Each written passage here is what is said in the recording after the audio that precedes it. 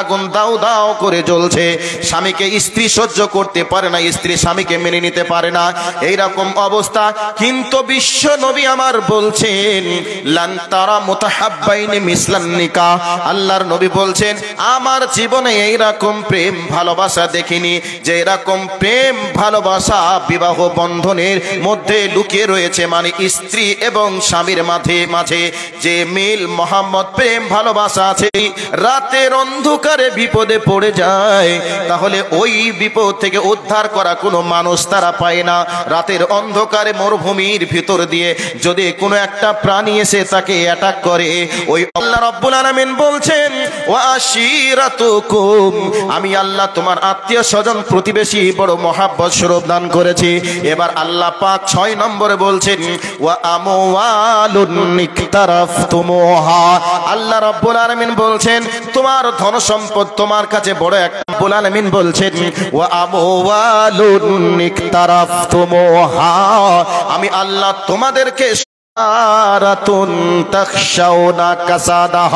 আল্লাহ পাক বলছে কোন সিজন চলছে ব্যবসায় যাওয়া যাবে না, এরকম কথা বলে এড়িয়ে যাওয়ার চেষ্টা করে আল্লাহ রাব্বুল আলামিন বলছেন ওয়াতিজারাতুন তাখশাউনা কাসাদাহা, আমি আল্লাহ তোমাকে তোমার জন্য বড় একটা মহাব্বতের।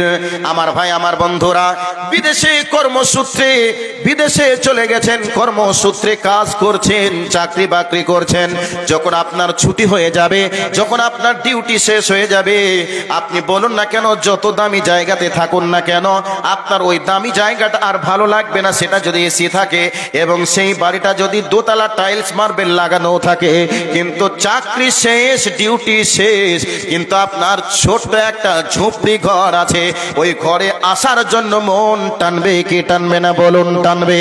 আল্লাহ রাব্বুল আলামিন বলছেন ওয়া মাসাকিনু তারজাউনাহা, আল্লাহ রাব্বুল আলামিন বলছে বান্দা আমি আল্লাহ তোমাকে বড় মহব্বত স্বরূপ আমি তোমার বাড়িটা অট্টালিকাটা দান করেছি, এগুলি তোমরা সবাই তোমরা তোমাদের জন্য ভোগ করবে, আমার বাধা নেই, তোমরা ভোগ করবে, তোমাদের চাহিদা তোমরা পূরণ করবে, তোমরা চালিয়ে যাবে, আমার বাধা নেই। এবার আল্লাহ পাক বলছেন এটা 8টা তোমাকে ভোগ করার জন্য দিয়েছি, এবার আমি আল্লাহকে রাজি করার জন্য তোমাদেরকে 3টে ত্যাগ করতে হবে। এবার 3টের মধ্যে আল্লাহ পাক বলছেন আহাব্বা ইলাইকুম মিনাল্লাহি ওয়া রাসূলিহি ওয়া জিহাদিন ফি সাবিলি, আল্লাহ রাব্বুল আলামিন বলছেন 3টে তোমাদেরকে আমি আল্লাহকে রাজি করার জন্য তোমাদেরকে 3টে ত্যাগ করতে হবে রে। একটা আমি আল্লাহর মহব্বত তোমার অন্তরে থাকতে হবে, 2 নম্বর হলো আমার নবীর ভালোবাসা তোমার অন্তরে থাকতে হবে, 3 নম্বর হলো আমার দ্বীনকে মানে মানুষের কাছে পৌঁছে দেওয়ার জন্য প্রাণান্তকর প্রচেষ্টা করতে হবে। এই 3টে বলার পরে আল্লাহ পাক বলছেন ফাতারাব্বাসু হাত্তা ইয়াতিয়াল্লাহু বিআমরিহি ওয়াল্লাহু লা ইয়াহদিল কওমাল ফাসিকিন। আল্লাহ কত চমৎকার দামি কথা এখানে বলেছেন, কতটা সতর্কমূলক একটা শব্দ তিনি প্রয়োগ করেছেন। আমি বক্তব্য রাখছি, আপনাদের সভাপতি আমার ডান দিকে যিনি বসে আছেন, আমার গালে এরকম চাটাস করে একটা চর লাগিয়ে দিল, এমতো অবস্থায় আমি স্টেজ থেকে নামছি যখন, তখন বলছি ঠিক আছে ঠিক আছে, আচ্ছা উনি মেরেছেন এটা ঠিক আছে এটা বলতে চাচ্ছি না আমার ভিতরে আরো কিছু আছে? মেরেছে এটা ঠিক করেছেন এটাকে আমি বোঝাতে চেয়েছি না, মানে আমি এটা বোঝাতে চেয়েছি আপনি যে মারলেন আপনার এরিয়াতে পেয়ে, তবে ঠিক আছে আমারও যদি সুযোগ কোনোদিন পেয়ে যায় আমি আপনাকে সুযোগ মতো সেই দিন আমি সুদে আসলে হিসাব করে নিব, এই ব্যাপারে আমি ওকে সতর্কমূলক বলেছি, ঠিক আছে। তো আল্লাহ পাক বলছেন শুনে রাখো, তোমাদেরকে 8টি মহাব্বত জিনিস দিয়েছি ভোগ করতে, তবে তিনটে আমি আল্লাহকে রাজি করার জন্য তিনটে ত্যাগ করতে বলেছি। তবে শুনে রাখো, আটটিকে পেয়ে যদি তিনটিকে ভুলে যাও তাহলে আমি আল্লাহ তোমাদেরকে হাত্তা ইয়াতিয়াল্লাহু বিআমরিহি ওয়াল্লাহু লা ইয়াহদিল কওমাল ফাসিকিন। আমি আল্লাহ পাকের পক্ষ থেকে তোমাদের উপরে শাস্তি আসবে, বিপদ আসবে, তোমাদেরকে পিটাবে, মারবে, কাটবে, পিস পিস করবে, তোমাদের বাঁচানোর কেউ থাকবে না। ভাই আচ্ছা, আমাদের ছেলেকে বেশি ভালো আমরা বাসি না আল্লাহকে বেশি ভালোবাসি? আমাদের ধন সম্পদের মায়া মমতা বেশি না রসুলের প্রতি মায়া মমতা বেশি? আমাদের ব্যবসা বিজনেসের প্রতি মহাব্বত বেশি না আমাদের দ্বীন ইসলামের প্রতি আমাদের মহাব্বত বেশি? একটু নিজেদের বিবেকের কাছে প্রশ্ন করে একটু দেখি তো, যে আমাদের ছেলে মেয়ের ভালোবাসা আমাদের অন্তরে বেশি না রসুলের মহাব্বত আমাদের অন্তরে বেশি? কোনটা? একটা আওয়াজ দেন তো ভাই, কোনটা? আমরা আল্লাহ এবং আল্লাহ রসুলকে বেশি ভালোবাসি না আমাদের সন্তান সন্ততি ধন সম্পদকে বেশি ভালোবাসি? কোনটা ভাই? একটু বুঝে সুঝে কথা বলুন। আমরা আমাদের ছেলে মেয়েকে বেশি ভালোবাসি না আমাদের নবী মুহাম্মদুর রাসূলুল্লাহ সাল্লাল্লাহু আলাইহি ওয়াসাল্লামকে বেশি ভালোবাসি? কোনটা? কথা বোঝাতে পারিনি মনে হয়। আমরা নবীজিকে বেশি ভালোবাসি, তাই কি না? ঈমান থাকবে না থাকবে ও মাসালাটা আলাদা। এখন বর্তমানে চিত্র আমি জিজ্ঞাসা করছি, আমাদের সন্তানের প্রতি আমাদের মহাব্বত বেশি না রসুলের প্রতি মহাব্বত বেশি? কোনটা ভালোবাসি? কোনটা ভাই একটু সরাসরি বলেন না, যে আপনারা আপনাদের ছেলেদেরকে বেশি ভালোবাসেন নাকি আল্লাহ আল্লাহ রসুলকে বেশি ভালোবাসেন? কোনটা বেশি ভালোবাসেন? সত্যি করে বলছেন? আপনারা বলছেন যে আল্লাহকে আল্লাহ রসুলকে বেশি ভালোবাসি, এ কথাটা আপনাদের আবেগ দিয়ে বলছেন, আপনার ডাহা মিথ্যা কথা বলছেন যে আল্লাহ আল্লাহ রসুলকে বেশি ভালোবাসি। 100% আল্লাহ রসুলকে বেশি ভালো না বেশে আমরা আজকে সন্তানকে বেশি ভালোবাসি, আমরা আমাদের সম্পদকে বেশি ভালোবাসি, এই জন্য আমাদের জন্য পিটানিটা ফরজ হয়েছে। একটু ভেবে দেখুন। আচ্ছা, আল্লাহ আল্লাহ রসুলকে যদি বেশি ভালোবাসেন, ফজরের নামাজ পড়েছেন?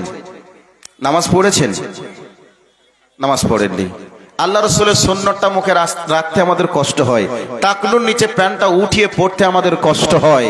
আল্লাহ আল্লাহ রসুলের রাস্তাতে আল্লাহ আল্লাহ রসুলের কোরআন এবং নবীজির আদর্শকে আমাদের মানতে কষ্ট হয়।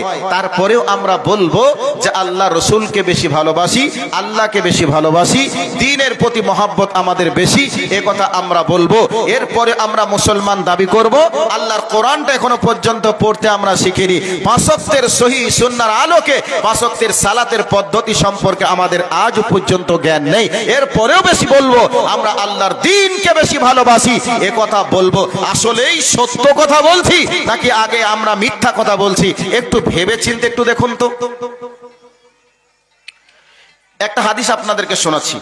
আল্লাহর নবী বলছেন, লা ইউমিনু আহাদুকুম হাত্তা আকুনা আহাব্বা ইলাইহি মিন ওয়ালিদিহি ওয়া ওয়ালাদিহি ওয়ান নাসি আজমাইন। বর্ণনাকারী হযরতে আনাস রাদিয়াল্লাহু তাআলা আনহু, হাদিসের যিনি ব্যাখ্যা দিচ্ছেন তিনি হলেন আমাদের গ্রুপ লিডার নবী মুহাম্মদুর রাসূলুল্লাহ সাল্লাল্লাহু আলাইহি ওয়াসাল্লাম। তিনি বলছেন, লা ইউমিনু আহাদুকুম হাত্তা আকুনা আহাব্বা ইলাইহি মিন ওয়ালিদিহি ওয়া ওয়ালাদিহি। আমি নবী মুহাম্মদ তোমাদের ছেলে মেয়ে বাবা, মানে তোমাদের মা বাপ ও ছেলে মেয়ে বউ বিটির থেকে যতক্ষণ মহাব্বতের না হতে পারবো ততক্ষণ পর্যন্ত তোমরা পূর্ণ মুমিন হতে পারবে না। তাহলে পূর্ণ মুমিন হতে গেলে মা বাবা সন্তান সন্ততি সবার থেকে বেশি মহাব্বত আমাদের অন্তরে থাকতে হবে নবী মুহাম্মদুর রাসূলুল্লাহ সাল্লাল্লাহু আলাইহি ওয়াসাল্লামের। কিন্তু আমাদের সম্পদের মহাব্বত বেড়ে গেছে, আমাদের সন্তানের প্রতি মহাব্বত বেড়ে গেছে। সন্তানকে ডাক্তার করতে হবে, মাস্টার করতে হবে, ইঞ্জিনিয়ার করতে হবে। ছেলে আজকে নামাজ পড়ে না, বিছানায় ঘুমিয়ে আছে, তারপরেও আমরা তাকে নামাজের কথা বলি না। ডাক্তার মাস্টার করলাম, তাকে আমরা পরকালের কোনো প্রস্তুতি গ্রহণ করালাম না। এরপরেও আমরা বলবো আমরা নবী মুহাম্মদকে বেশি ভালোবাসি, এ কথা আমরা বলবো। পরোক্ষভাবে আপনার সন্তানকে বলছেন ভালোবাসি, আপনার সন্তানকেও আপনি ভালোবাসেন না। কাজেই যদি ভালোবাসতেন, পরকালের প্রস্তুতির ট্রেনিংটা বাপ হিসাবে আপনি সন্তানকে দিতেন। এবার বলবেন যে মৌলভী সাহেব, তোমরা তো জুব্বা পরে মাথায় টুপি দিয়ে মুখে দাড়ি রেখে পরের বাড়ি খাও, আর তোমরা শুধু বলো ডাক্তার করছে, মাস্টার করছে, ইঞ্জিনিয়ার করছে। তাহলে ডাক্তার মাস্টার ইঞ্জিনিয়ার না করে শুধুই কি মাদ্রাসায় পড়াতে হবে? এ কথা আপনাদের দাবি। আমি ইঞ্জিনিয়ার, ডাক্তার, মাস্টার, প্রফেসরের বিপক্ষে নয়। আপনার ছেলেকে ডাক্তার করুন, মাস্টার করুন, প্রফেসর করুন, ইঞ্জিনিয়ার করুন, আরো কিছু করুন, কিন্তু আপনার সন্তানকে প্রথমেই আপনি যে একজন মুসলমান হিসাবে ঈমানের ট্রেনিংটা সর্বপ্রথম আপনার সন্তানকে দেওয়া লাগবে। এই ট্রেনিংটা আপনি আপনার সন্তানকে দেওয়ার পরে একটা ঈমানদার মুসলমান ডাক্তার বানান, একটা ঈমানদার মুসলমান আপনি মাস্টার বানান, একটা ঈমানদার মুসলমান আপনি একজন ইঞ্জিনিয়ার বানান, আপনি একজন মুমিন ঈমানদার একটা ব্যারিস্টার বানান, উকিল বানান, জজ বানান। তাহলে তার কাছ থেকে ভালো কিছু আশা করা যাবে। আর যদি এই ঈমানের ট্রেনিং না থাকে, আপনার সন্তান ডাক্তার হওয়ার পরে সে নাস্তিক হবে, ইঞ্জিনিয়ার হওয়ার পরে সে একজন নাস্তিক হবে। নাস্তিকের মতো সে দুনিয়া করবে, টাকনুর নিচে প্যান্ট থাকবে, হালাল হারামের কোনো তাওয়াক্কা থাকবে না, ইচ্ছা মতো দুনিয়ায় চলে পরকালে জাহান্নামের খোরাক হয়ে যাবে। সেই জন্য আমি চাই প্রত্যেকটা সন্তানকে বাল্য অবস্থায় ঈমান এবং আমলের ট্রেনিং দিয়ে ডাক্তার করুন, মাস্টার করুন, ইঞ্জিনিয়ার করুন, প্রফেসর করুন, কোনো সমস্যা নেই। সম্মানিত উপস্থিতি, আমরা আমাদের সন্তানের ভালো চাইতে গিয়ে আমরা আমাদের সন্তানদেরকে জাহান্নামের আগুনের দিকে ঠেলে দিচ্ছি, আমরা নিজেও বুঝি না। যদি নিজেরা বুঝতাম, তাহলে কবরের ট্রেনিংটা আমাদের সন্তানকে আগে দেওয়ার চেষ্টা করতাম।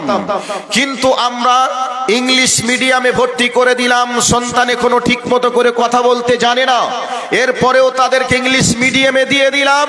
আর আমার নবী মুহাম্মদুর রাসূলুল্লাহ সাল্লাল্লাহু আলাইহি ওয়াসাল্লাম বলছেন, সর্বপ্রথম তোমার সন্তান যখন কথা বলা শিখবে, তখন তুমি বলবে লা ইলাহা ইল্লাল্লাহ। তুমি এই শিক্ষাটা দিবে, কালেমার শিক্ষা তুমি তাকে প্রথম অবস্থাতে দিবে। আর আমরা আমাদের সন্তানকে একটা গাধার মূর্তি কিনে নিয়ে এসে আমরা তাকে ইংরেজিতে নাম শিখাই, এর নাম কি? আমরা তাকে শিখাই এর নাম ডাঙ্কি। একটা বাঘের ছবি নিয়ে এসে আমরা তাকে শিখাই, এর নাম কি? একটা বাঘের নাম আমরা ইংরেজিতে শিখাই। একটা বিড়ালের ছবি নিয়ে এসে তাকে আমরা শিখাই বিড়ালের নাম। কুত্তার ছবি নিয়ে এসে তাকে আমরা তার সামনে দিয়ে তার নাম শিখাই, এর নাম কুকুর। এই ধরনের শিক্ষা বর্তমান সময়ে চলছে কি চলছে না? চলছে। কিন্তু আমরা মুসলমান হিসাবে ঈমানি দায়িত্ব কর্তব্য হিসাবে আমাদের সন্তানকে বাল্য অবস্থায় শিক্ষা দেওয়ার প্রয়োজন ছিল। কালেমায়ে তাওহীদ লা ইলাহা ইল্লাল্লাহ আমাদেরকে এই শিক্ষা দেওয়ার প্রয়োজন ছিল। আমাদের আল্লাহ আছেন, নবী মুহাম্মদ আছে। এই ধরনের শিক্ষাগুলি পরকালীন শিক্ষা, আমাদের ধর্মীয় শিক্ষাগুলিকে সর্বপ্রথম দেওয়ার প্রয়োজন আছে। এরপরে আপনার সন্তানকে ইংলিশ মিডিয়ামে দিবেন নাকি বাংলা মিডিয়ামে দিবেন নাকি মাদ্রাসায় ভর্তি করবেন, এটা আলাদা একটা বিষয়। কিন্তু আমরা সন্তানের যদি ভবিষ্যৎ ভালো চাই, তাহলে আমরা তাদেরকে ঈমান এবং আমলের ট্রেনিংটা ফার্স্ট টাইমে দিয়ে তাদেরকে আমরা স্কুল, কলেজ, ইউনিভার্সিটিতে যে কোনো জায়গায় ভর্তি করে দিলে তারা ভবিষ্যতে আর নাস্তিক হবে না, দাঁড়িয়ে আর প্রস্রাব করবে না, মদের বোতল আর ধরবে না, বাবা মাকে আর অসম্মান করবে না, বাবা মাকে আর বৃদ্ধাশ্রমে রাখার চেষ্টা করবে না। বাবা মার সম্মান তারা করা শিখবে যদি বাল্য অবস্থায় তাদেরকে শিক্ষা দেওয়া হয়। যার কারণে আমি আপনাদেরকে বলছিলাম, নবী মুহাম্মদুর রাসূলুল্লাহ সাল্লাল্লাহু আলাইহি ওয়াসাল্লাম বলছেন, তোমরা ততক্ষণ পর্যন্ত পূর্ণ মুমিন হতে পারবে না যতক্ষণ তোমরা তোমাদের মা বাবা, সন্তান সন্ততি থেকে আমি নবী মুহাম্মদের ভালোবাসা তোমাদের অন্তরে বেশি না থাকবে। কাজেই আমাদের সবার থেকে বেশি মহব্বত আল্লাহ এবং আল্লাহ রসুলের হওয়া লাগবে। এবার বলবেন আমরা তো আল্লাহ আল্লাহ রসুলকে বেশি ভালোবাসি, এ কথা অন্তরে বলি, কিন্তু আসল কথা হলো নবীজির আদর্শ তো আমাদের শরীরের ভিতরে নেই, টাকনোর নিচে এখনো প্যান্ট আছে। রসুলের সুন্নাতকে দিন রাত কুরবানি করছি। মনে করে নেন, আমাকে যদি কেউ ওই যে করণদিঘি বাজারে আমি নামলাম এমতো অবস্থায়, কোন একটা অমুসলিম ভাই আমার দাড়ি চিপে ধরে নিয়ে গিয়ে যদি আমার দাড়িটা কেটে দেয়, কোন মুসলমান দেখার পরে কি দাঁড়িয়ে থাকতে পারবে? দাঁড়িয়ে থাকতে পারবে না। তার শরীর টকবক টকবক করে রক্তগুলি ফুটতে শুরু করবে। সে বলবে মারা যায় যাব। রসুলের সুন্নাতকে কুরবানি করা হচ্ছে, রসুলের সুন্নাতকে নিয়ে টানাটানি করা হচ্ছে। অসম্ভব, আমি বেঁচে থাকতে আমি এটা হতে দেব না, দেব না, এই বলে সংগ্রাম করবে। অথচ আপনি প্রত্যেকটা দিন সেলুনে যাচ্ছেন, রসুলের সুন্নাতকে এইরকম ভাবে খুর দিয়ে কেটে পা দিয়ে চটকিয়ে একবারে ডাস্টবিনে ফেলছে, এরপরে প্রস্রাব পায়খানা নর্দমায় গিয়ে ফেলছে। আপনি কি একবারও ভেবেছেন রসুলের এই সুন্নাতের উপরে কি করে আপনি খুর চালাতে পারেন? অন্যের দাড়িতে হাত দিয়েছে, আপনার বিবেক বলবে আমি আর ধৈর্য ধরে থাকতে পারবো না, রসুলের সুন্নাতকে টানাটানি করছে, আমার শরীরে রক্ত থাকা পর্যন্ত আমি মানতে পারবো না। কিন্তু আপনি নিজেই তো প্রত্যেকটা দিন সকাল হচ্ছে এই অবস্থায় রসুলের সুন্নাতকে কুরবানি করছেন। একবার কি ভেবে দেখেছেন কার সুন্নাতে কাঁইচি ধরেছেন, কার সুন্নাতে খুর চালাচ্ছেন? একবার কি ভেবে দেখেছেন? আসলেই আমরা ভাবি নাই। আমরা আবেগ দিয়ে ধর্ম পালন করি, আর আবেগ দিয়ে আমরা বলি আল্লাহ আল্লাহ রসুলকে নিজের জীবনের থেকে বেশি মহাব্বত করি। এ কথা আবেগ ছাড়া আর কিছু নয়। এবার চলে আসুন, আল্লাহর নবীকে বেশি ভালোবাসতে হবে, তার দৃষ্টান্ত আপনাদেরকে দিচ্ছি। আল্লাহর নবী মুহাম্মদ সাল্লাল্লাহু আলাইহি ওয়াসাল্লাম বসে আছেন মতো অবস্থায় হযরত ওমর আসলেন, এসে বলছেন ইয়া রাসূলুল্লাহ, ইয়া হাবিবাল্লাহ, আপনাকে আমি খুব ভালোবাসি। হযরত ওমরকে রাসূল জিজ্ঞাসা করলেন, ওমর রে, তুমি বলো বলো বলো, সর্বপ্রথম তুমি কাকে ভালোবাসো, তারপরে তুমি আমারে ভালোবাসো, তুমি বলো। এই অবস্থায় হযরত ওমর বলছেন ইয়া রাসূলুল্লাহ, ইয়া হাবিবাল্লাহ, আমি যেই দিন থেকে কালেমা পড়েছি সেই দিন থেকে আমি ওমর নিজের জীবনকে প্রথম ভালোবাসি, এরপরে আপনাকে বেশি ভালোবাসি। আল্লাহর নবী বললেন, ওমর রে, এখনো পর্যন্ত তোমার পূর্ণ ঈমান আসেনি, পূর্ণ মুমিন হতে পারোনি। হযরত ওমর ঘাবড়ে গেলেন, টেনশনে পড়লেন। বিচক্ষণ মানুষ, তিনি ভাবনা শুরু করে দিলেন, আমার এমনের কি বা কমতি রয়েছে রে, এখনো পর্যন্ত রাসূলের কাছ থেকে পূর্ণ ঈমানের সার্টিফিকেট পেলাম না, নিশ্চয়ই আমার ঈমানের ঘাটতি রয়েছে, কমতি রয়েছে। এই ভাবনা চিন্তা গবেষণা করতে করতে রাসূলের কাছে আসলেন, এসে বলছেন ইয়া রাসূলুল্লাহ, ইয়া হাবিবাল্লাহ, আপনাকে আমি খুব ভালোবাসি। এই অবস্থায় আল্লাহর নবী বলছেন, ওমর তুমি বলো, তুমি সর্বপ্রথম কোন জিনিসকে ভালোবাসো, তারপরে তুমি আমাকে ভালোবাসো, তুমি বলো। এই কথাটা শোনার পরে হযরত ওমর বলছেন ইয়া রাসূলুল্লাহ, ইয়া হাবিবাল্লাহ, যেই দিন থেকে আমি ওমর ঈমান নিয়ে এসেছি, ইসলাম কবুল করেছে, এই কলিজার ভিতরে সর্বপ্রথম আপনার ভালোবাসা বিদ্যমান রেখেছি, এরপরে আমার নিজের জীবনকে ভালোবেসেছি, এরপরে আমার সন্তান সন্ততি আদার্স তাদেরকে। এই কথাটা শোনার সাথে সাথে হযরত ওমরের কথা শুনে নবী আমার বললেন, ওমর এবার তুমি পূর্ণ মুমিন হয়েছো। এর মানে হলো রাসূলকে নিজের জীবনের থেকে বেশি ভালোবাসতে হবে। এর মানে আপনাদেরকে বলতে চাই, কে কি বলবে, টাকনোর উপরে প্যান্ট পরলে কে কি ভাববে, এই অল্প বয়সে সুন্নাত রাখলে কে কি বলবে, এই বয়স থেকে 5 ওয়াক্তের নামাজ পড়লে কে কি ভাববে, এটা কে ভাবলো কি বললো দেখার প্রয়োজন নেই। আমার আল্লাহ আমার রাসূল কি বলেছেন এটাকে ভেবে চিন্তে রাসূলের আদর্শকে নিয়ে বাস্তবায়ন করার নাম হলো রাসূলকে ভালোবাসা। ভাইরা আমার, মনে মনে হচ্ছে যে কখন তুই নাম দিবে, বিরক্ত হয়ে গেলাম, তাড়াতাড়ি নাম, এইরকম ভাবনা চিন্তা অনেকেই করছেন, তাই না ভাই? এরকম করছেন নাকি? মানুষ তার বক্তব্য কোরআন হাদিস দিয়ে শোনে না, মানুষ এখন গান শুনে। যে বক্তা যত গান গাইবে, যে বক্তা যত গানের সুরে গজল গাইবে, বক্তাও গান গাইছে আর ড্যান্স দিচ্ছে, আর শ্রোতারাও তালে তালে গান গাত আনন্দ করছে, হাসছে আর ড্যান্স দিচ্ছে। বক্তাও জানে না কি বলছে, আর শ্রোতাও জানছে না যে আমাকে কি বোঝাচ্ছে।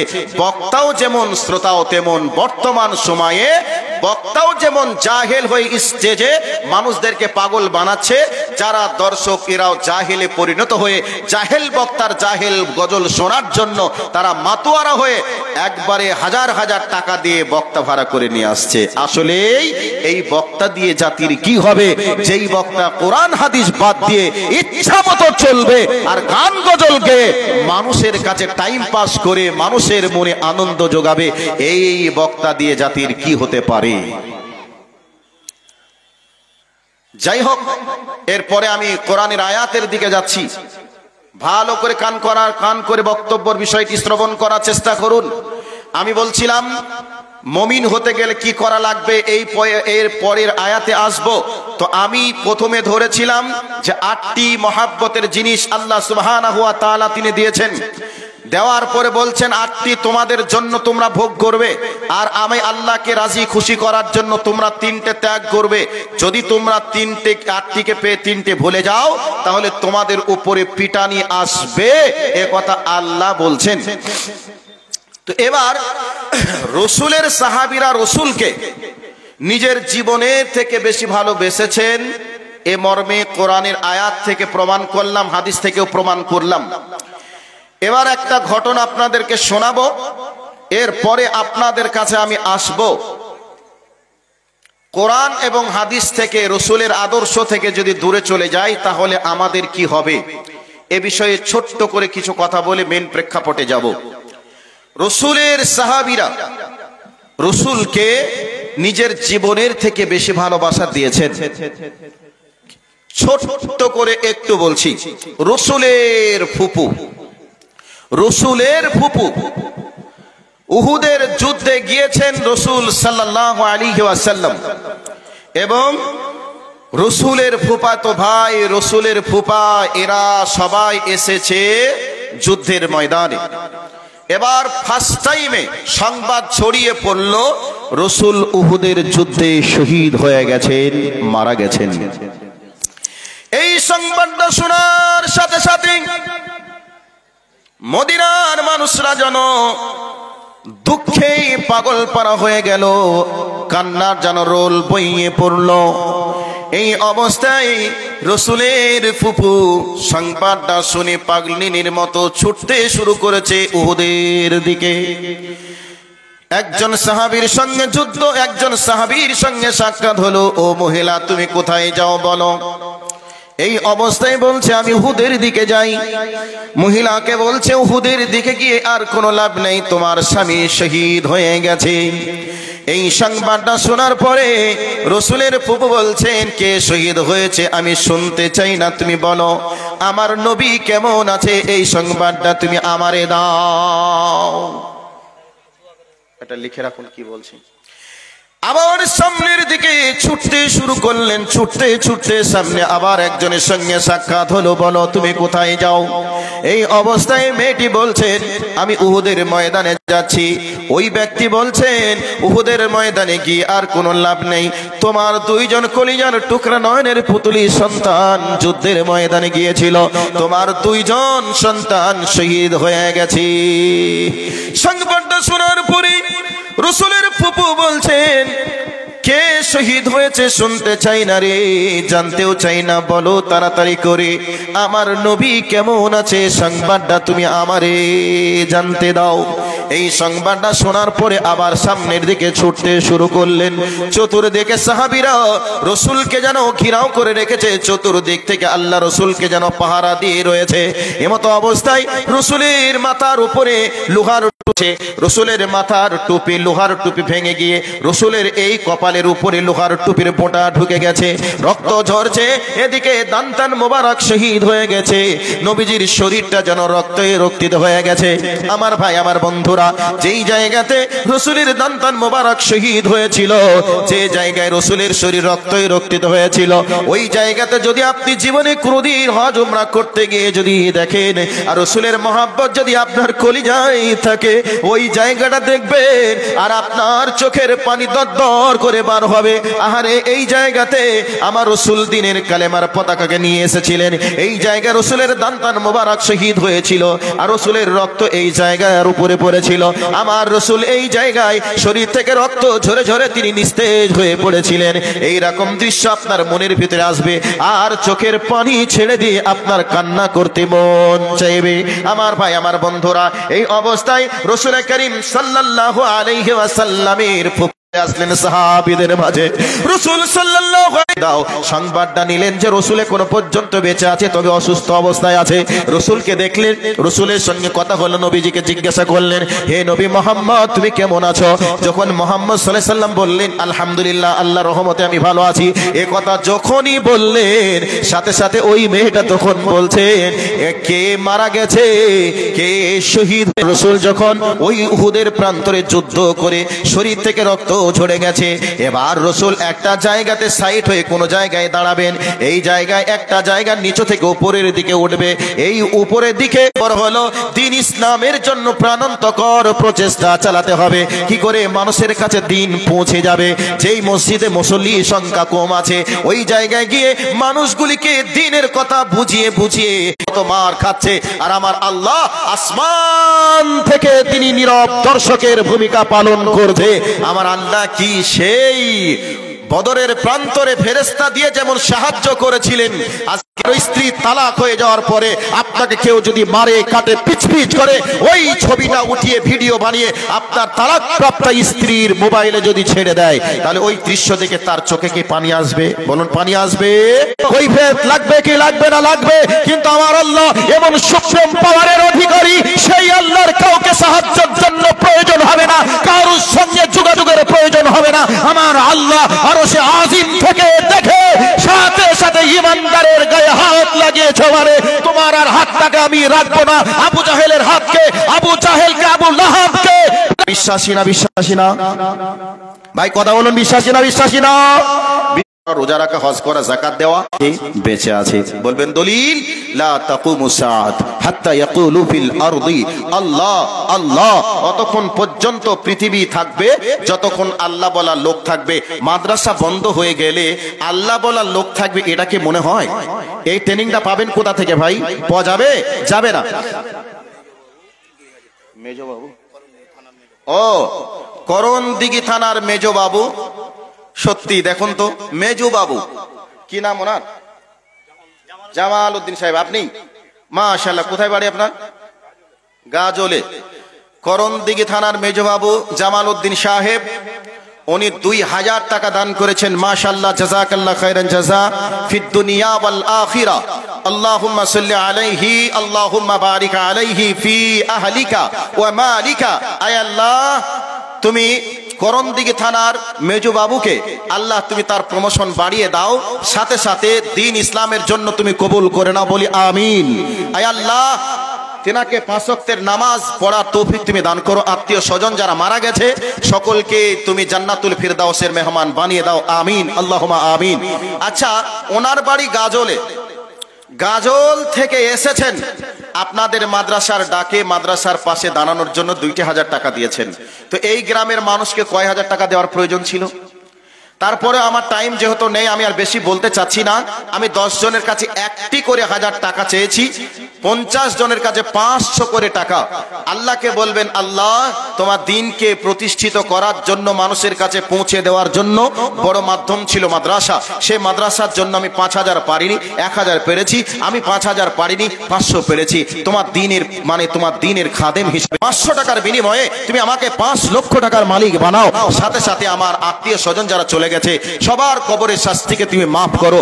এই নিয়াতে আপনাদের কাছে একবার আমি মাদ্রাসার জন্য একটু সামনের দিকে যাচ্ছি, একবার নারে তাকবীর আওয়াজ দিই, শয়তানকে তাড়িয়ে দিয়ে আল্লাহ ওয়ালা ইমানদার হিসাবে, মুমিন হিসাবে ভূমিকা পালন করে একটা করে 1000 টাকা 10 জন কোন যোগ্য পিতার যোগ্য সন্তান আছে একটু দেখব, যোগ্য সন্তানের যোগ্য সন্তান কে আছেন একটু দেখব। 500 করে টাকা আমি আপনাদের কাছে চাই। একবারে লিল্লাহি তাকবীর আওয়াজ হয়ে যায়, নারে তাকবীর, নারে তাকবীর।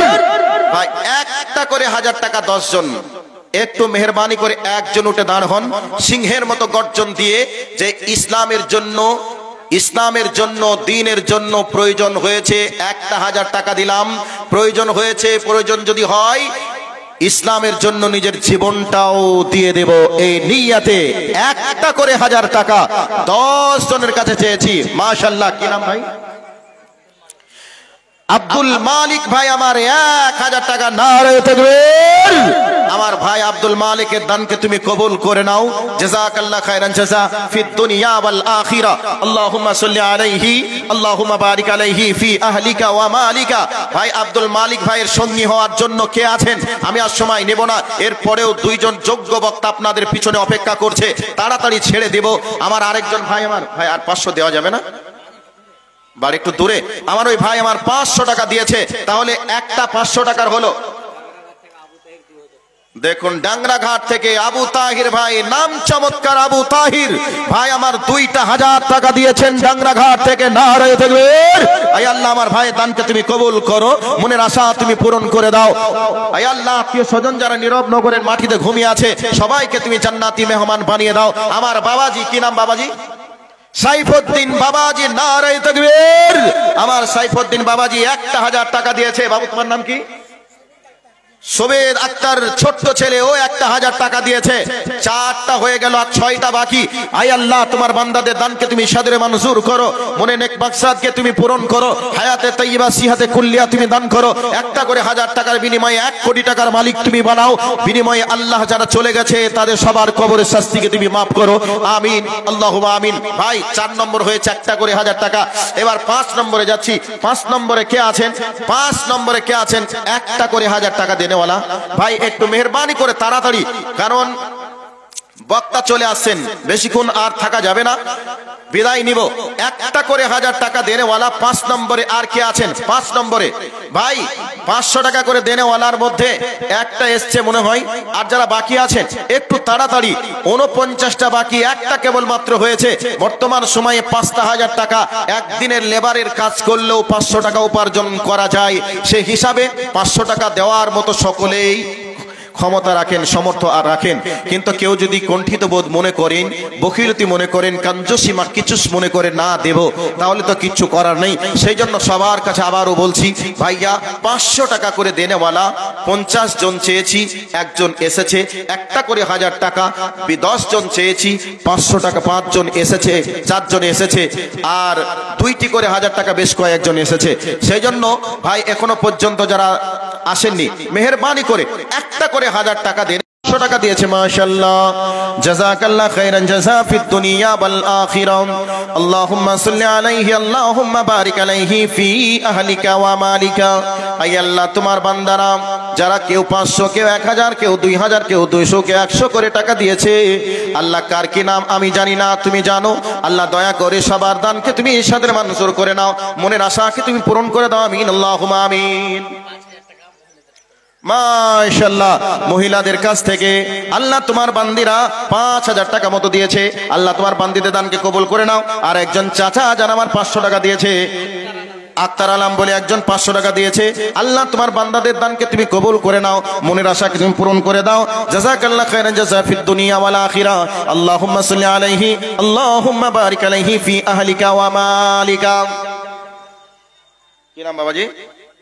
আব্দুল হামিদ। কি নাম বলবো? আব্দুল হামিদ। ও আব্দুল হালিম। বৃদ্ধ বয়সেও আল্লাহ তোমার বান্দা তোমার নবীর মাদ্রাসায় 500 টাকা দিয়েছে, আল্লাহ তোমার বান্দার দানকে কবুল করে নাও।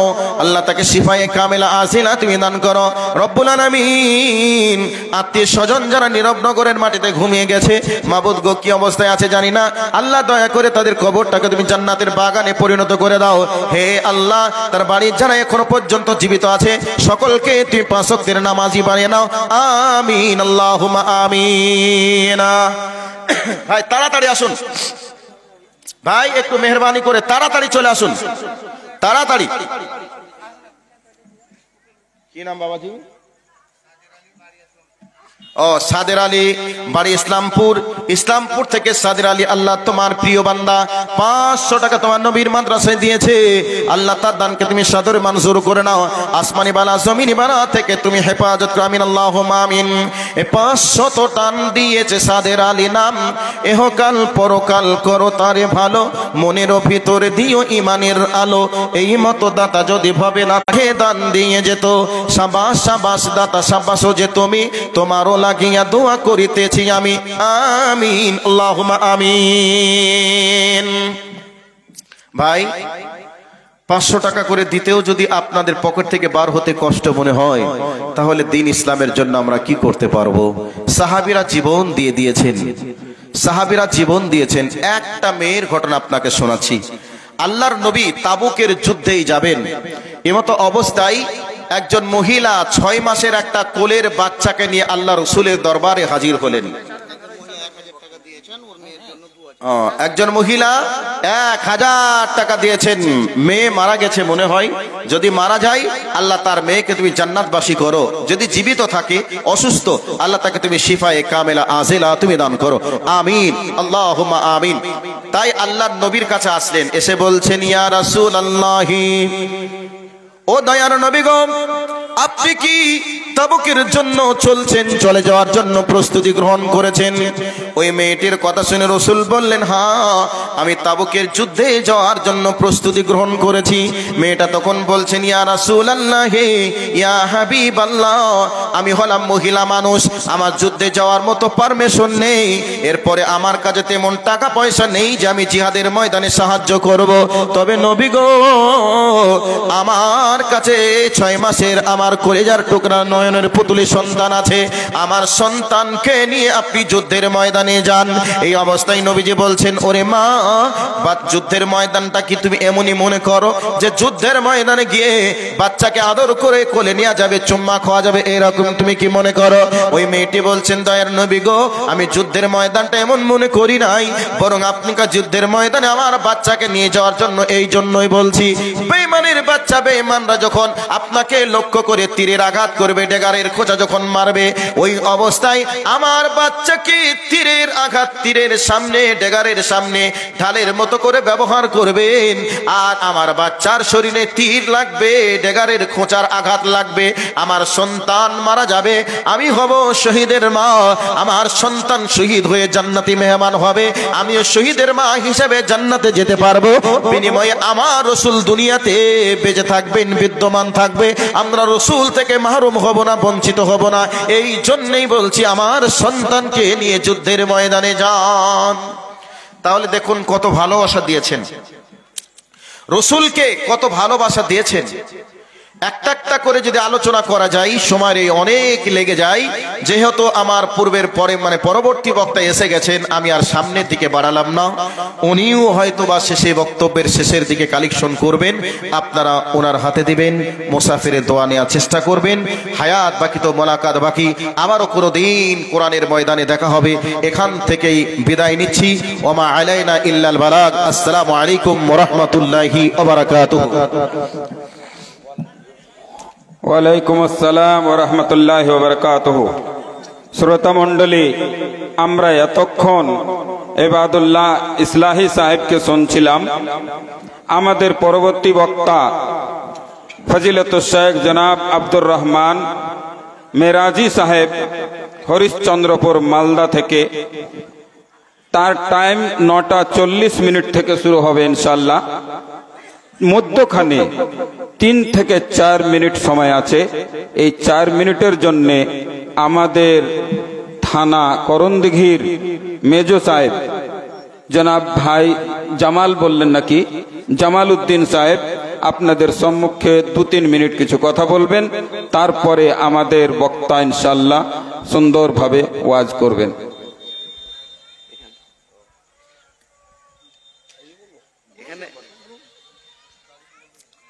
আসসালামু আলাইকুম। আমি প্রথমেই বলে দিচ্ছি, ছোটবেলার সময় কালচার নাই, ভুলে গেছি, কিন্তু মৌলানা সাহেবদের কাছ থেকে শুনেছি, সেই সম্পর্কে 2-1 কথা বলবো। আমার পরবর্তী মৌলানা সাহেব রেডি আছেন, উনি বলবেন। তবে সর্বপ্রথমে আমি মৌলানা সাহেবদের কাছে ক্ষমা চেয়ে নিচ্ছি, যদি আমার ভুল ভ্রান্তি হয় কয়েক কথা বলতে, ইনশাআল্লাহ ওনারা আমাকে ক্ষমা করবেন। আমি মৌলানা সাহেবদেরকে বলবো যে আমাদের সমাজে দিনের পর দিন কোন দিকে পিছিয়ে যাচ্ছে, এই সমাজকে নিজে খাড়া করতে হবে, কেউ আমাদের সহযোগিতা করবে না, আমাদেরকে নিজেরাই সহযোগিতা করবে। আজকাল ইয়াং ছেলেগুলো বেশিরভাগ নেশাগ্রস্ত হয়ে গেছে। হাদিস কোরআন যদি ঠিকভাবে সঠিকভাবে পালন করে, তাহলে আমার মনে হয় আমাদের ইসলাম আবার সঠিক জায়গায় খাড়ো হবে। তবে নবী সাহেব যেটা বলেছেন যে আবার একবার ধ্বংস হবে, তারপর গোটা বিশ্বে ইসলাম ধর্ম প্রচার হবে। আমি জানি না, আমি শুনেছি, মৌলানা সাহেবকে যদি আমি ভুল বলে থাকি ক্ষমা চেয়ে নিচ্ছি। আর একটা কথা বলছি মৌলানা সাহেবদেরকে, জালসার মধ্যে আলোচনা করবেন, আমি শুনেছি হাদিস অনুযায়ী যে তৈরি করতে হবে, তারপর উপযুক্ত মানে নিজের পায়ে দাঁড়াতে হবে, তারপর তাদেরকে শাদী দাও, বিয়ে দাও। আমাদের খুব খারাপ লাগে, আমরা থাকি তখন দেখি একটা বাচ্চা গেল, প্যান্ট পরতে পারছে না, সেই অবস্থায় নিয়ে যাচ্ছে। সেটা আমাদের হাদিসে লেখা নাই মনে হয়, আমার কোরআন শরীফে লেখা নাই মনে হয়। আমি মৌলানা সাহেবদেরকে বলবো, অনুরোধ করব, বিভিন্ন জালসায় যেন সমাজটা যাতে আগিয়ে যায়, আর সমাজটা আমাদের কেউ আগিয়ে দিবে না, আমাদেরকেই আগিয়ে নিয়ে যেতে হবে, আমাদেরকে তৈরি হতে হবে, আমাদের সমাজ আমাদেরকেই বাঁচাতে হবে। আরেকটা কথা বলছি, মৌলানা সাহেবদের থেকে অনুরোধ করছি যে আমাদের অ্যারাবিক শিক্ষার সঙ্গে পাশাপাশি যদি পাশ্চাত্য শিক্ষা মানে ভূগোল, ইংরাজি আর আরো অন্যান্য যেগুলো আছে সায়েন্সিটিভ শিক্ষা, সেগুলো যদি কালচার করা হয়, আমার মনে হয় মাদ্রাসার অনেক উন্নত হবে এবং মাদ্রাসা একটা সঠিক জায়গায় গিয়ে দাঁড়াবে। আমি বলছি মাদ্রাসা থাক, কিন্তু মাদ্রাসাটাকে কিভাবে আধুনিক করা যায় সেদিকে প্রচেষ্টা করুন। আর কিছু বলবো না আমি, মৌলানা সাহেব অপেক্ষা করছেন আমার জন্য, উনার মূল্যবান বক্তব্য শুনবেন। আমি মৌলানা সাহেবদেরকে অনুরোধ করছি, যদি আমি ভুল ভ্রান্ত বলে থাকি তাহলে আমাকে ক্ষমা করে দিবেন।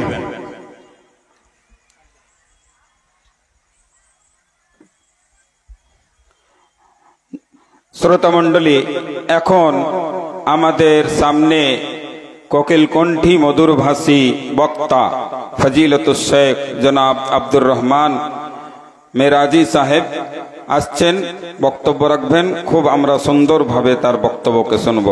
শেখ আব্দুর রহমান মেরাজি সাহেব। আসসালামু আলাইকুম ওয়া রাহমাতুল্লাহি ওয়া বারাকাতুহু।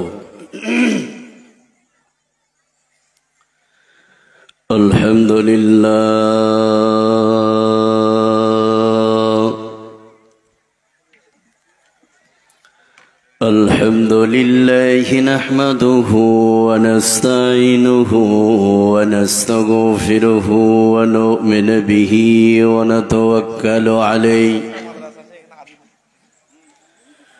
ونعوذ بالله من شرور أنفسنا ومن سيئات أعمالنا من يهده الله فلا مضل له ومن يضلله فلا هادي له وأشهد أن لا إله إلا الله وحده لا شريك له وأشهد أن محمدا عبده ورسوله أما بعد أعوذ بالله من الشيطان الرجيم بسم الله الرحمن الرحيم من كان يريد العاجلة عجلنا له فيها ما نشاء لمن نريد ثم جعلنا لهم جهنم তুমি তো প্রভু মহান,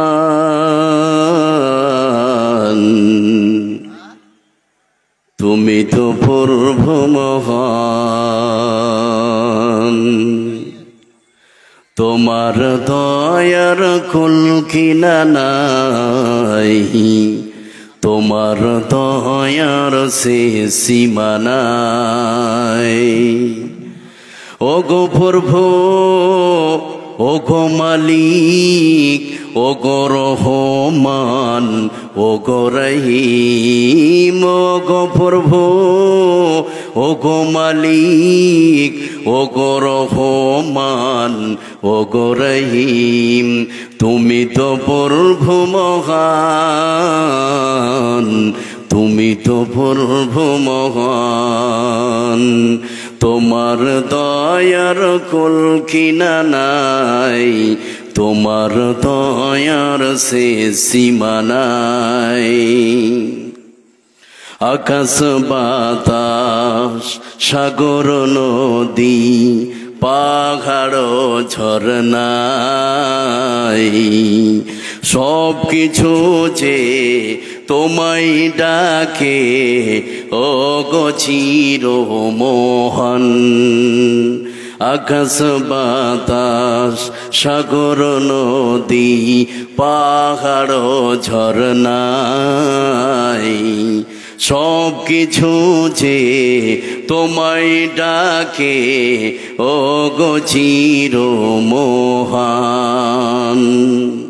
তোমার নামে জিকির করে, তোমার নামে জিকির করে, গাইছে তোমার জয়গান। তুমি তো প্রভু মহান, তুমি তো প্রভু মহান, তোমার দয়ার কুল কিনারা নাই, তোমার দয়ার শেষ সীমা নাই। উপস্থিত আজকের সভার মাননীয় ও সম্মানীয় সম্পন্ন আলেমে দ্বীন, আজকের সভাপতি সাহেব, সামনের বসে থাকা ভাই ও আব্বাজানেরা, পর্দার আড়ালের মা ও বোনেরা, আমাদের আজকে প্রথম যেটি কাজ সেটি হচ্ছে মহান আল্লাহ পাকের প্রশংসা করা। প্রশংসার পূর্বে একটি কথা বলবো আপনাদের উদ্দেশ্যে, তারপরে আমরা সুন্দর করে আদবের সহিত মহান আল্লাহ পাকের প্রশংসা করব। সেই কথাটি কি, এখানে যতগুলো লোক আপনারা বসে আছেন, যথেষ্ট বসে আছেন, ভালো বসছেন, মানে আপনার সামনে কোনো জায়গা ফাঁকা নাই, এটা চিরসত্য। তবুও ওখানে দেখতে পাওয়া যায় পিছনে জায়গা আছে, দুই চারজন দাঁড়িয়ে আছে, আমি তাদেরকে সাজেস্ট করবো যে একটু বসবেন, এটা আমার জোরালো আবেদন। যারা দাঁড়িয়ে আছেন দুই চারজন একটু বসে যান ভাই, বসুন। এবার চলুন আমরা আল্লাহ পাকের প্রশংসা করে ফেলি। এখানে যতগুলো লোক আমরা আছি, আমরা যদি সবাই মিলে আল্লাহ পাকের প্রশংসা একসঙ্গে করি, তিনি খুশি হবেন। তার নাম কি? কথা বলুন, আল্লাহ। সেই জন্য এখানে যতগুলো লোক আছেন, আমরা এই প্রশংসার মাধ্যমে নেকি অর্জন করব। এই জন্য সকলেই মুখ খুলবো তো ইনশাআল্লাহ। এই প্রোগ্রামটা, এই প্রশংসাটা শুধু আজকের জন্য না প্রতিদিনের জন্য? কথা বলুন, প্রতিদিনের জন্য। সেই জন্য খাওয়ার সময় প্রশংসা কার? জোরে বলুন, খাওয়ার সময় প্রশংসা কার? আল্লাহর। ঘুমার সময়, জোরে, ঘুমার সময়, ঘুম থেকে উঠার সময়, স্ত্রীকে মারার সময়, ঝোঁকে বলছেন ভাই, ঝোঁকে বলে দিয়েছে না। এখন আপনি বলছেন স্ত্রীকে মারার সময় আল্লাহর প্রশংসা। আপনার স্ত্রী যদি এসে থাকে, কালকে সকালে মারপিট হবে না কি হবে বলুন? এটা স্লিপ হয়েছে, এটা আল্লাহ ধরবেন না মাফ করবেন? মাফ করে দিবেন, এটা আল্লাহ পাক ধরবেন না। তো আমরা সব জায়গায় সর্ব অবস্থায় আল্লাহ পাকের প্রশংসা করব আজকের জন্য। ছোট্ট একটি বাক্যের দ্বারাই আমরা আল্লাহ পাকের প্রশংসা শেষ করব। আমরা সকলেই অন্তঃস্থল থেকে বলবো আলহামদুলিল্লাহ। আল্লাহর পরে এই বিশ্বে, এই পৃথিবীতে যাকে আমরা স্থান দিই, এই পৃথিবীতে স্থান পাওয়ার যে অধিকার রাখে, যোগ্যতা রাখে, তিনি আর পৃথিবীর কেউ নন। তিনি হচ্ছেন আখিরি নবী, নবী মুহাম্মদ সাল্লাল্লাহু আলাইহি সাল্লাম, যিনি যুগ যুগ ধরে বহু সাধনা করে, বহু চেষ্টা করে বিশ্বের মানব মণ্ডলীকে অন্ধকার ভিতর থেকে আলোর পথ দেখিয়েছেন। তিনার উপর শত শত শান্তির ধারা বর্ষিত হোক। আল্লাহুম্মা সাল্লি আলাইহি আল্লাহুম্মা বারিক আলাইহি। আপনাদের সম্মুখে যে বিষয়টি নিয়ে আমি মঞ্চে উপবিষ্ট হয়েছি, খুব গুরুত্বপূর্ণ বিষয়। আজকের বক্তব্যের বিষয় হচ্ছে দুনিয়া এবং আখিরাত। কি বললাম বিষয়ের নাম? দুনিয়া এবং আখিরাত। এই বিষয়টা বুঝতেই হবে। আল্লাহ পাক আমাদের সকলকে যেন এই বিষয়টা শোনা এবং আমল করার সুযোগ করে দেন। আমরা একবার বলবো আল্লাহুম্মা আমিন। তো প্রথমে আমি দুনিয়া সম্পর্কে বলবো। এখানে যতগুলো লোক আছেন ক্লাসের মতো করে বুঝুন, যতক্ষণ বুঝবেন খুব মনোযোগ সহকারে শুনতে হবে আপনাদের। তো দুনিয়া সম্পর্কে প্রথমে আমি বলতে চাই, তারপরে চলে আসবে আখিরাত। তো দুনিয়া সম্পর্কে যে আয়াতগুলি আল্লাহ পাক বলেছেন, এই আয়াতগুলি বলার পূর্বে আমি কিছু কথা বলবো 5-6 মিনিট দুনিয়ার ব্যাপারে।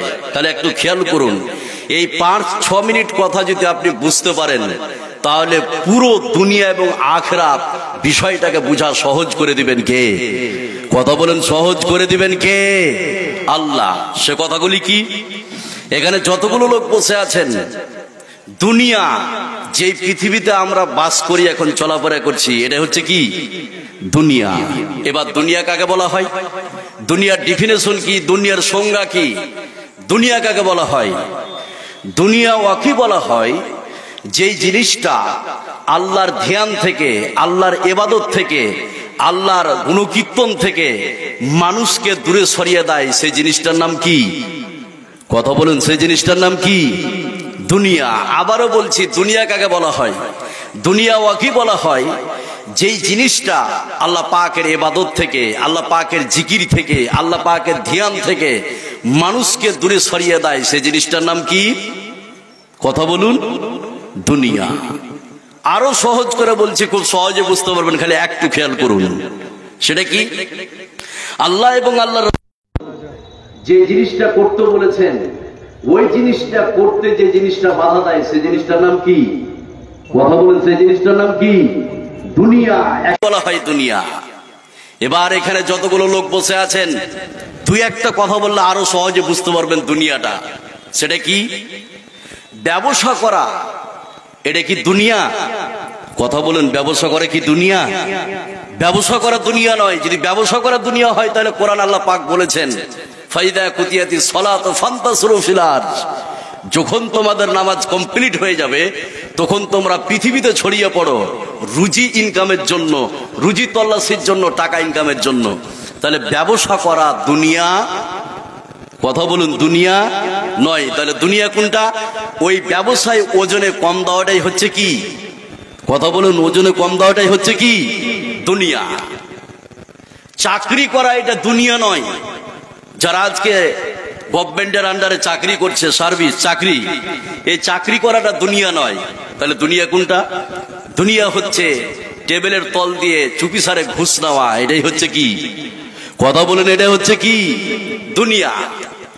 বিবাহ করা, এটা দুনিয়া নয়। এই বিবাহ সাধারণভাবে সুন্নাত। সাধারণভাবে কি? সুন্নাত। সময় সাপেক্ষে এটা ওয়াজিব হয়। কথা বুঝছেন না? তো সাধারণভাবে বিবাহটা কি বলুন তো? সুন্নাত। তো বিবাহ করা এটা দুনিয়া নয়। দুনিয়া কোনটা? মেয়ের বাপের কাছ থেকে চাপ সৃষ্টি করে যৌতুকের টাকা নাই, এটাই হচ্ছে কি? কথা বলেন, এটাই হচ্ছে কি? দুনিয়া। এরকম হারাম করা আছে না নাই? কথা বলেন, আছে না নাই? আছে। এটা হচ্ছে দুনিয়া। তাহলে দুনিয়াটা বুঝতে পারলেন? পেরেছেন ভাই? দুনিয়াটা বুঝতে পেরেছেন? এবার চলুন সামনের দিকে। দুনিয়াদার। দুনিয়াদার আমরা বলি না? দুনিয়াদার। দুটি কথা বলে আয়াতটা বললে খুব সহজে বুঝতে পারবেন। এখানে যতগুলো লোক আছেন, খালি একটু খেয়াল করুন। দুনিয়াদার। টাকা পয়সা বেশি হওয়া মানেই যে সে ব্যক্তি দুনিয়াদার, এ কথা ঠিক নয়। কথা বুঝছেন না?